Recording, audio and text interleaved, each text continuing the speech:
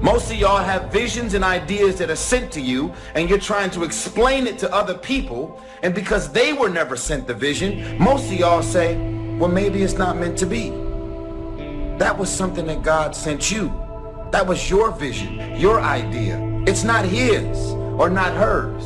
So what ends up happening is your family, your friends, they end up talking you out of your individual experience that you have with God.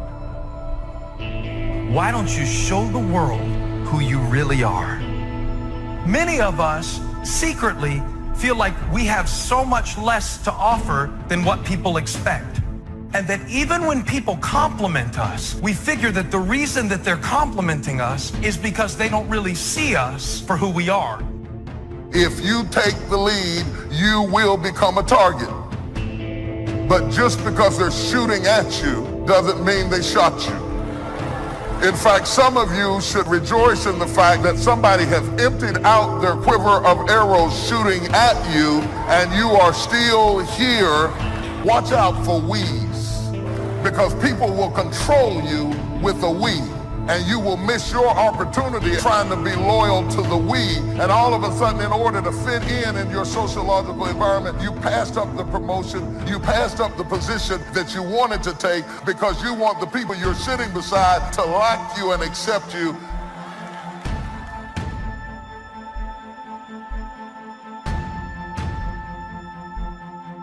I think that among the things that prevent us from acting is the fear of failure. And if you've already failed, you don't want to fail again, the pain of that. The fear of loss is another thing. Because many times when we do those things that we know we need to do, we feel that we might lose somebody. Many of us don't act because we want other people's approval, and that's not possible. Many of us don't do the things that we want to do and don't act because of lack of self-confidence. We don't believe enough in ourselves.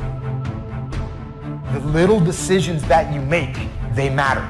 They add up, and you have to connect those dots. Otherwise, you don't know where you're going to end up, and it might be bad. I just beat me. This ain't about nobody else. I just beat me. If I can keep beating myself, pause, if I can keep doing that, then that means that I'm in a battle with the only person that I really want and beat, and that's me.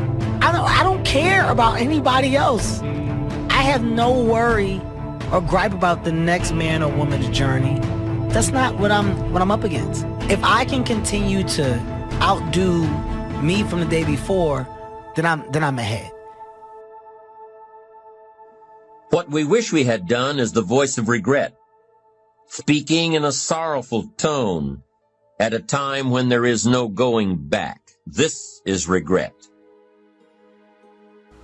Why do we live our life to be validated so much by strangers? Why do we let these people dictate how we feel about ourselves? Our self-esteem, our worth depends on if they like it or not. Who cares? Those people ain't gonna be there when times get hard. Those people don't even like you. Half of them don't. Those people don't really care about you. When you're about to make those extreme jumps and leaps, it's always going to be your friends and your family. They will be the first ones to try and talk you out of what God has put on your heart to do. If you got anything left, you ought to stop right where you are and give God some praise. I made some mistakes, but I got something left. I almost died, but I got something left. Been through a divorce, but I got something left. Had to send my children back home, but I got something left. Moved back here with my mama, but I got something left.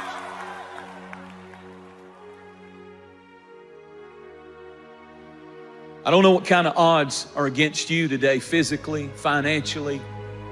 I don't know what kind of storm has come or trying to come into your life. If you wait too long to decide what you're going to do with your life, you'll find out that you've already done it. You have to learn to start where you are. Big doors swing on little hinges.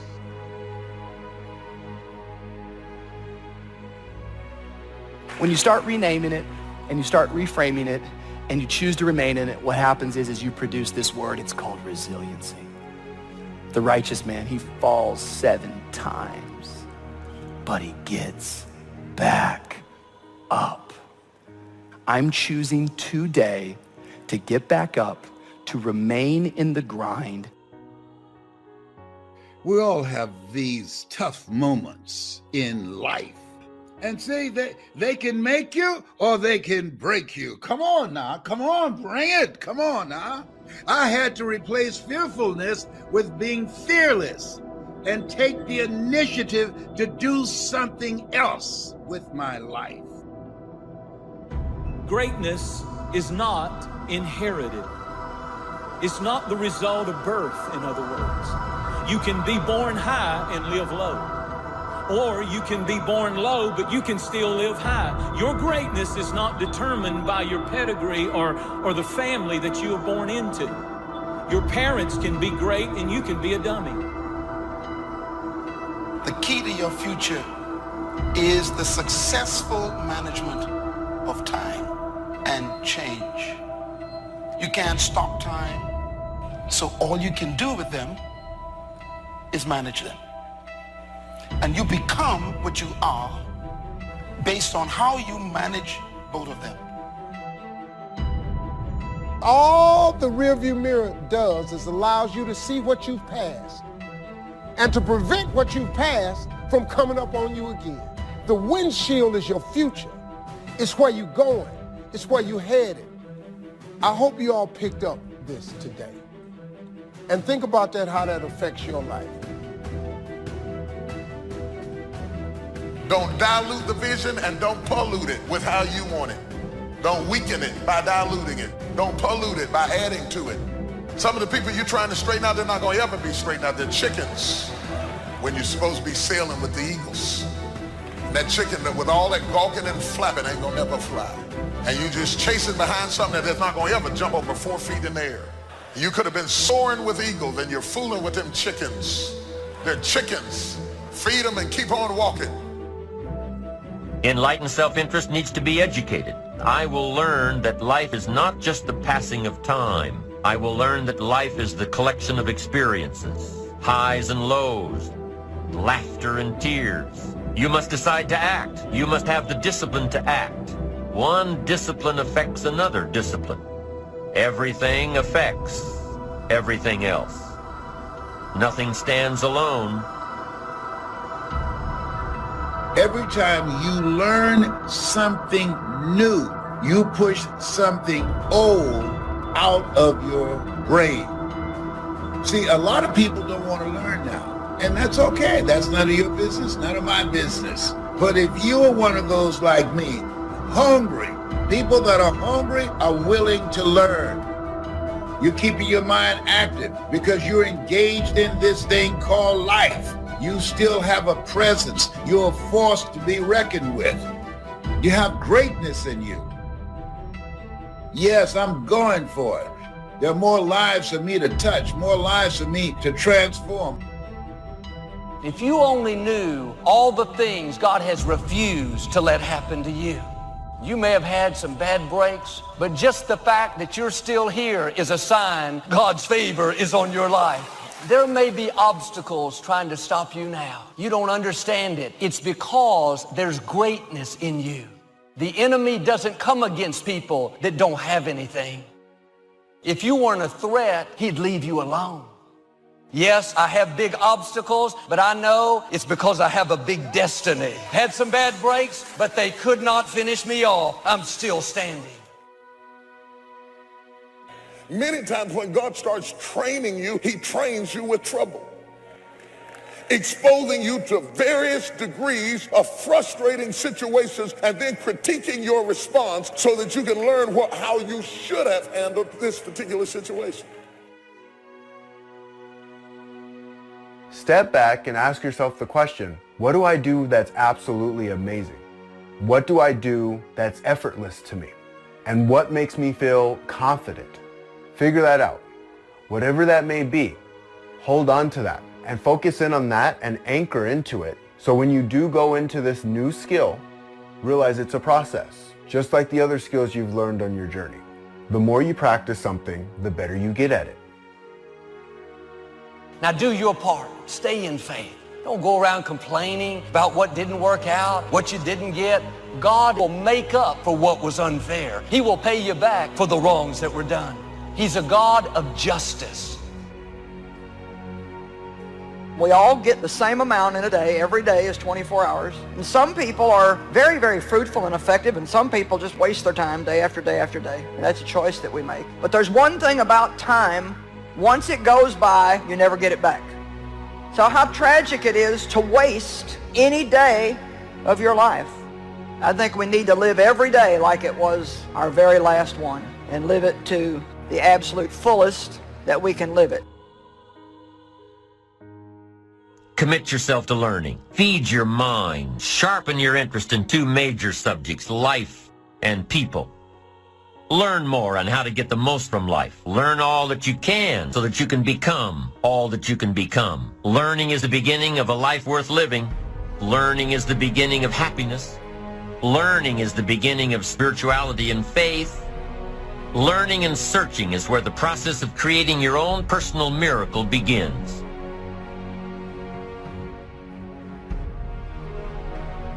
Greatness does not have to have the approval of everyone. And if you are the kind of person that will have to have the approval of everyone and understanding of everyone, you'll never achieve greatness. Greatness is uncommon. Greatness is not something that you see a lot. It distinguishes you from the crowd. It makes you stick out when you become great. Disappointments will come. Betrayals, things that are not fair will come. How you deal with these offenses will determine whether you move forward or whether you get stuck, bitter over what didn't work out. We find ourselves announcing our standards to our relatives, our friends, our associates. We shout our beliefs and condemn those who believe any differently, but then we don't walk the talk. Do as I say, not as I do. This is inconsistent. This leads to a loss of credibility among those who watch us. If you have a support system in place, that's beautiful. I don't understand what you're talking about. I don't really see what you see, but I'm in full support of you. Go make it happen. But in most cases, if you open up your mouth trying to explain to people what you're supposed to do, when you're supposed to do it, they will be the first people to try and talk you out. Find somebody close enough to you that has observed you or been around you that you value their opinion, and ask them, how do they see you? And then compare what you have with what they say. See, there are things many times that people can see in us that we can't see because it's a blind spot. If you're always seeking a certain status to validate who you are, you're never going to have peace. You can't climb up to find yourself. You have to find yourself so you can climb up. So you can be who you are before anybody knows who you are. Our dreams, the lack of sacrifice, the lack of suffering in our lives, its removal, its non-existence also equates to a non-existence of a great life. And so embrace the fact that you're going to have to sacrifice and suffer to some extent. Once you've embraced that it's going to happen, it's almost not that bad. It's kind of like those of you that are fit. You've sort of accepted that before you go to the gym and get there, you're going to have to suffer. And we go anyway. It becomes a habit. It takes discipline to change a habit, because habits are formed a little bit each day, every day. Once habits are formed, they act like a giant cable that only long-term disciplined activity can change. It takes the consistent application of a new discipline, a more desirable one, to overcome one which is less desirable. We must unweave every strand of the cable of habits slowly and methodically. If it does not measure up to my expectations, I'm not going to invest my time. I don't have the luxury to waste time. I'm expecting some great things from life. So examine your expectations versus your wishes. Some people wish they could do better, but some people expect to do better. Where are you on that? I've learned life is full of wounded people. People that haven't dealt with the negative things in their past. At times they'll be disrespectful. You can't stop the offense from coming, but you can keep it from getting down in you. How much more could you accomplish if you would start letting things go? How much better relationships would you have if you would get emotionally healthy? If you would let go of what people said? Time is an amazing power.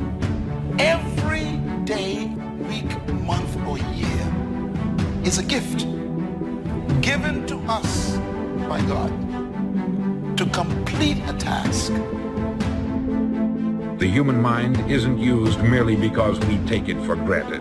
Familiarity breeds contempt. It can do any kind of job we assign to it, but generally speaking, we use it for little jobs instead of big important ones.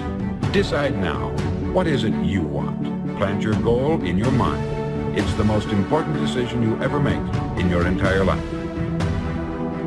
Oh, when you give as much time and energy to your dream, to this new vision of yourself, I'll give you all your eyes can see.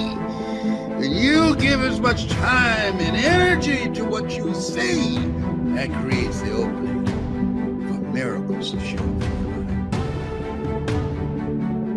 Do you want to be an outstanding salesman, a better worker at your particular job? Do you want to go places in your company, in your community? All you've got to do is plant that seed in your mind, care for it, work steadily toward your goal, and it will become a reality. Dream chasing isn't for the serious, it's for the sincere. And the difference between being serious and being sincere is that serious people have a can-do attitude. Sincere people have a must-do attitude. That's how dreams become reality.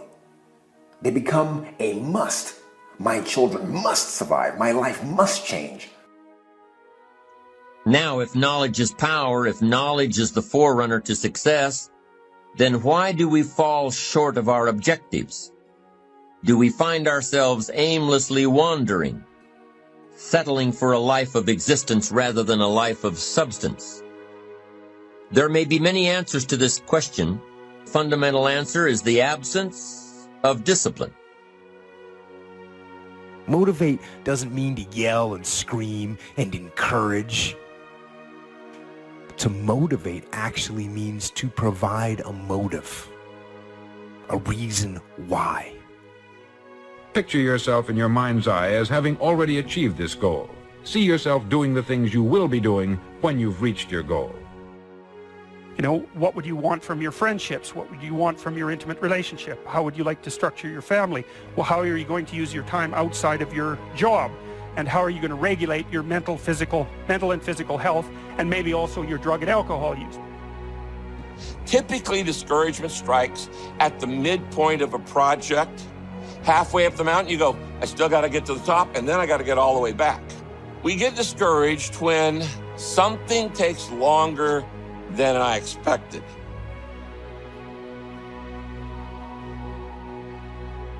Once you start becoming aware of the power of thought, just look around you at everything that you see. It all began with a thought. We become what we think about. And that is probably one of the most important principles in learning to manifest. What we have to look at is basically the obstacles that we have conditioned ourselves. And you notice I say that we have conditioned ourselves, because I have never believed that we need to be putting the responsibility on someone else. If you're conditioned, it's because you have allowed yourself to become that.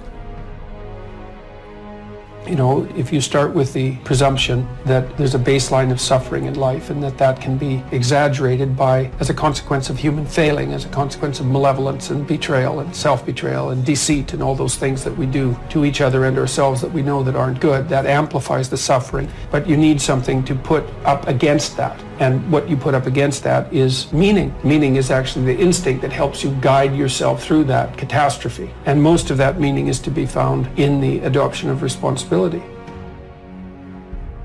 Anticipation is the ultimate advantage. Winners, leaders anticipate, losers react.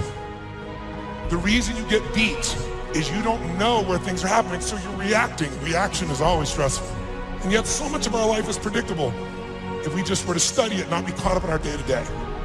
It's predictable the challenges you're going to have in your relationships or with your kids or with your body. These are predictable. And if you were to anticipate these things and put a strategy in place, you can take it all out and have the quality of life that you deserve. Those that anticipate, those that lead, and then there's those that follow. The followers are the reactionaries.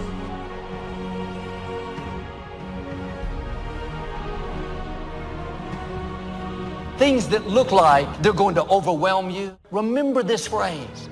You are stronger than you think. God knew it was coming. He's already put things on the inside that you can't see right now, but at the appointed time, you're going to push back the dirt. You're going to come out of what's holding you back. Not like you were, but you're going to bloom. Don't be fooled by the dirt. The dirt is getting you ready to flourish.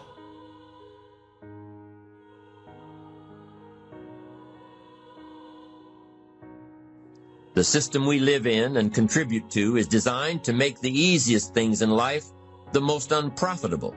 Our world is and always will be a constant battle between the life of ease and its momentary rewards and a life of discipline.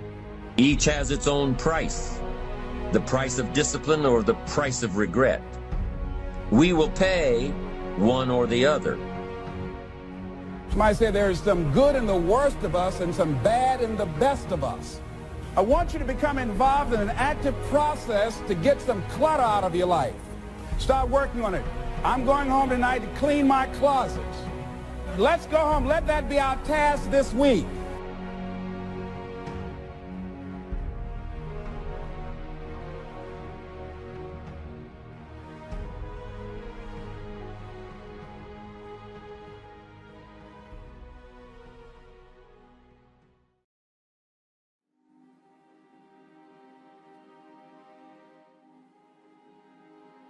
Sometimes it's about consistency. Just keep doing it and keep doing it and keep doing it and never stop and never give up and never quit. Day after day, play after play, second after second, minute by minute. Are you hearing what I'm saying? Many of you will never be successful. You'll never have it. You'll never do it. You'll never be it because you're just interested in it. That's all you are. You just like it. You're trying to get to the next level and you're just interested. You're kidding yourself. Forget about it. If you want to get to the next level, if you want to eat it, if you want to dream it, if you want to live it, if you want to swim in it, if you want to wear it, if you want to be it, if you want to accomplish it, if you want to do it, stop talking about it and give me full commitment, 120%. Don't save that last bullet for yourself.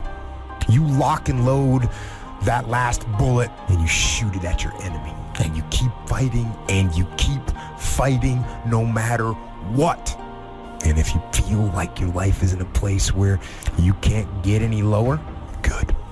Because that means the ultimate challenge is ahead of you. It means you can only go up. See, but will cause you to procrastinate, but will cause you to hide out behind fear, but will cause you to come up with all type of excuses that you can validate your inaction. And right now, more than ever, people need to look for ways to live their dream. People need to look for ways to make it on their own. There is no such thing as job security. There's no such thing as a storm-proof or tragic-proof life. Discipline is defined as self-imposed standards for the sake of a higher goal. All leaders have to have the quality of self-discipline. You are not a leader if you are not self-disciplined. A leader doesn't need much discipline from the outside. They self-impose discipline on themselves. And that is what we call self-discipline. Next question. What do you want in the next 10 years? I want you to make a list of at least 50 items. Now, this is not what you think you can get. This is what you want. If everything fell into place and you could have anything you wanted in the next 10 years, what would that list be? Not something you think you can earn, not something you think you can buy, not something you think you can, finally be so successful you can get. This is what would really do it for you the next 10 years. I want you to make this list. And here's the deal now. I want you to put each item one under the other. Not side by side, but one under the other. Just let your dreams, okay, run free here. Not what you think you can get, but what you want. If everything fell into place, you could have whatever you wanted the next 10 years, what would that be? Little things, major things, insignificant things, doesn't matter. Just make the list. To help you get started with your list, consider these questions. What do I want to do? What do I want to see? What do I want to be? What do I want to have? Where do I want to go? And what would I like to share? Now, with these thought starter questions in mind, answer the basic question. What do I want within the next 1 to 10 years? See how many things you can write down. At this point, don't take the time to describe in detail everything you want. This is the time for you to let your thoughts pour, to write fast and to abbreviate. Make the list as long as you possibly can. Try to write down at least 50 items. 50 things you want within the next 1 to 10 years. These are long-range goals. Spend about 12 to 15 minutes on this. The key is to put everything on your list. Now, the key is to take it out of your head and put it on paper.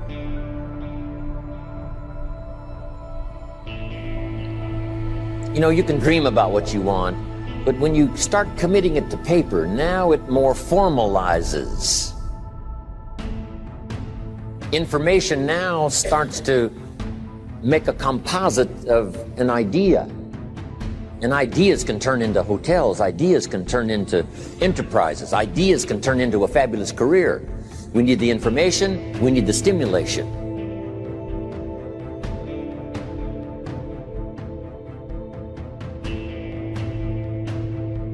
There are moments that try the human soul so violently and so perplexing that if the truth were told, all of us have had moments that we wanted to throw up our hands and walk away.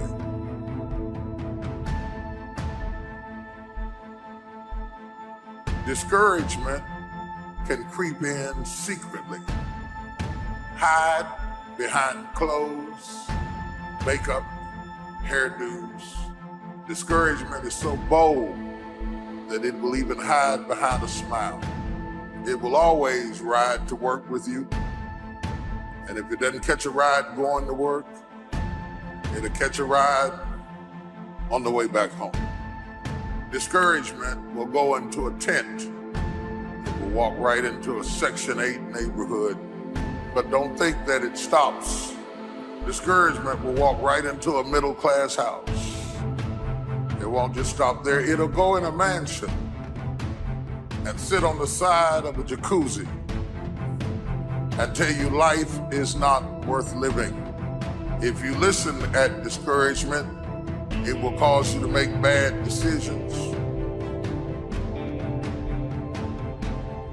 It will cause you to think that life is not worth living, and secretly behind the facade of a smile and a good morning and a praise the Lord and a how are you, you will wonder if you're ever going to get out of what you're into.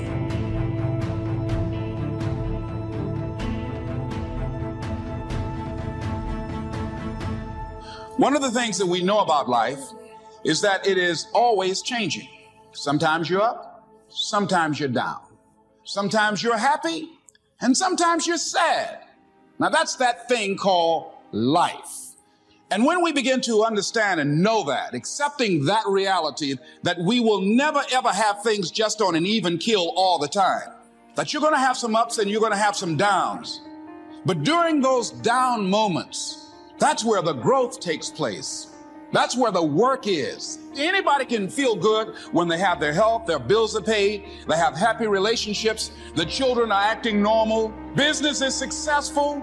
Anybody could be positive then. Anybody can have faith under those kinds of circumstances. See, but the real challenge of growth, mentally, emotionally, and spiritually, comes when you get knocked down. Adversity introduces a man to himself or a woman. How you handle it, that's where the growth takes place. What do you want for your children? That's a whole list in itself. Education, places you want to take them. Some changes you'd like to make, some habits you'd like to drop, some new ones you'd like to acquire. You might make a list of the people you want to meet over the next 10 years. Benevolence goals. Maybe you've got a long list of projects you'd like to support. Now, this is not what you think you can do. This is what you'd really like to do. How about your investments? Properties. Make a list of your health goals. Got to have a good physical support system over the next 10 years. How healthy do you want to be? Some goals for your career, your business, some productivity goals, a hobby you'd like to start, new car, become a race driver. What classes would you like to teach? Some of your goals should be personal development, the person you wish to become. Develop skills that make you attractive to the marketplace. Develop the temperament and the attitude that makes you attractive to the business world. Because here's what's important. It's not what you get that makes you valuable. It's what you become that makes you valuable. Okay, now we're going to do some things with this list. Here's the next exercise. I want you to look at each item on this list you've made and give each item a number. The number being a 1, 3, 5, or 10. And this is why. I want you to look at an item and say, I think that would take about 1 year. Another item, you say, I think that would take about 3 years. Another item, I think that would take 5. And another item, looks like that's going to take 10. Give each item now a number, what you think it might take to achieve that goal, a 1, a 3, a 5, or a 10. Just somewhere close, doesn't have to be exact. That's about a 1, that's about a 3-year goal, that's about a 5-year goal, that's about a 10-year goal. Now, as soon as you've given each item a number, I want you to now go through and count them. How many 1s, how many 3s, how many 5s, how many 10s? And then just make a little list of those numbers. How many 1s, 3s, 5s, 10s?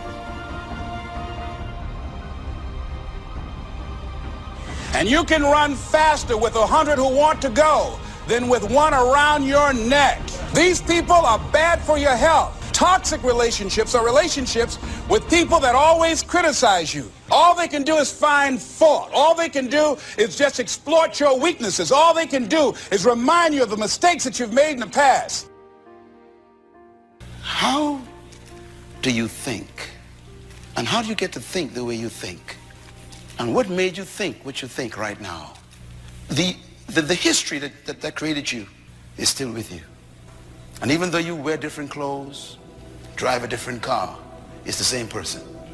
Because somehow our history is so heavy, it's tough to cut loose. We still apologize for being successful. We feel ashamed to be in charge. See, there's some people that aren't good for you.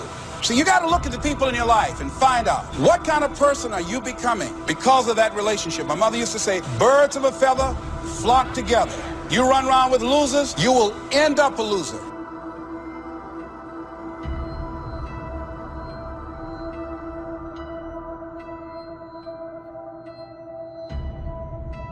Now listen to me. I don't care if you're sick. I don't care what you're going through. If you're not dead, he ain't through with you yet. As long as you waking up, you still in the game. You can still make it happen. As long as that breath in your nostrils move, you still in the game. You still can win. Now get your butt up. This is time to look at the relationships in your life and ask the question, what kind of person am I becoming because of this relationship? Am I growing mentally and emotionally and spiritually? Am I becoming a better person because of this relationship? Is it an asset to me or a liability? You are everything. Keep trucking and keep doing the things that you need to do. There's greatness in you. Say it as many times as you have to. It can even start as a whisper. There's greatness in you. But keep repeating it because the mindset works best with consistency. Even when it hurts, even when it's hard, Keep moving forward. Keep believing in yourself.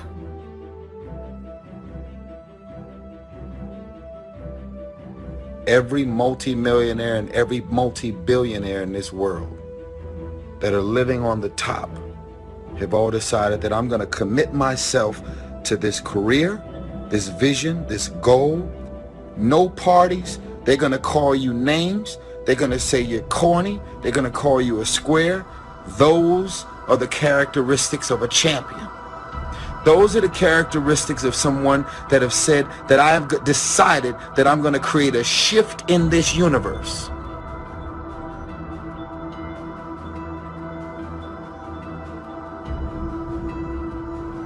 When I'm discouraged, I need somebody to come alongside me to encourage me that weeping may endure for a night, but joy comes in the morning. That kind of talk wakes up my faith. Most of us go through life pretending that everything is okay, pretending that we don't have any special goals or ambitions or desires, pretending that we're satisfied where we are. But if you look at our behavior, if you judge based upon what we do, see, a lot of people pretend that they want more out of life, but all you have to do is watch their actions. That will tell you something. Some of y'all playing. Stop playing. You talk about you want to be successful. Stop tripping. You ain't serious. If you say it's too much, if you say you can't do no more, it means you don't want it. You're not willing to make the investment. It ain't never too much if you really want it. It's not the most talented person that succeeds. Talent don't mean a doggone thing if talent don't show up. It's not the quickest. It's not the fastest. It's not the strongest. No. That's not the person who makes all their dreams become a reality. Sometimes it's less talent and more effort.